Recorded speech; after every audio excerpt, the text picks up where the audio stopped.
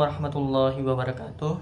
Saya atas nama Muhammad Rafi Rizky Syandana dari Prodi Ekonomi Islam dengan NIM 245020500111022 akan menyampaikan opini saya terkait wacana amandemen UUD 1945.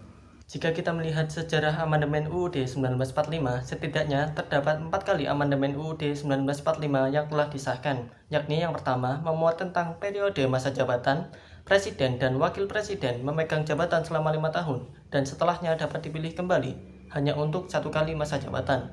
Kemudian amandemen yang kedua membahas hal-hal signifikan tentang syarat-syarat kewarganegaraan dan penambahan poin perluasan HAM yang sebelumnya terdapat 3 poin, kini bertambah hingga 13 poin. Untuk amandemen yang ketiga membahas poin tentang Presiden dan Wakil Presiden dipilih dalam satu pasangan secara langsung oleh rakyat. Presiden adalah orang Indonesia asli, Capres dan Cawapres ialah WNI sejak lahir.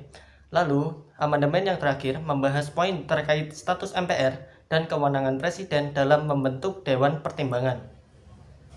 Kemudian menurut opini pribadi saya, untuk kasus akan diadakannya wacana amandemen kembali di tahun-tahun krusial bagi negara, di mana saat itu bangsa Indonesia tengah mengalami situasi mencekam akibat pandemi COVID-19, di mana fokus pemerintah yang seharusnya ialah ke penanganan pandemi corona, jadi berbelok ke wacana amandemen adalah hal yang sangat tidak bijak.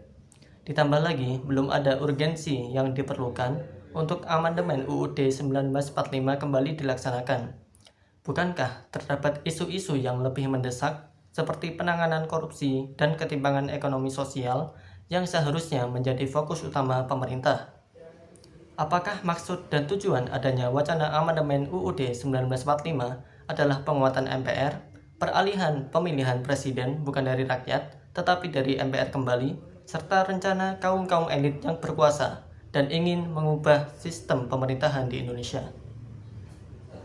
Meskipun ada desas-desus wacana amandemen UUD 1945 ialah sebagai strategi bagi presiden terpilih saat ini untuk dapat memperpanjang periode kekuasaannya.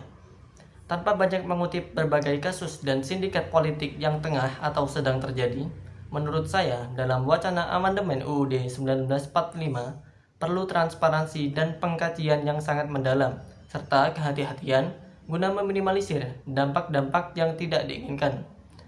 Keterlibatan masyarakat juga menjadi faktor utama dalam wacana perumusan amandemen UUD 1945 karena pada tujuan akhirnya ialah terciptanya masyarakat bangsa Indonesia yang lebih maju, makmur, dan sejahtera. Demikian pendapat yang dapat saya sampaikan, kurang lebihnya mohon maaf. Wassalamualaikum warahmatullahi wabarakatuh.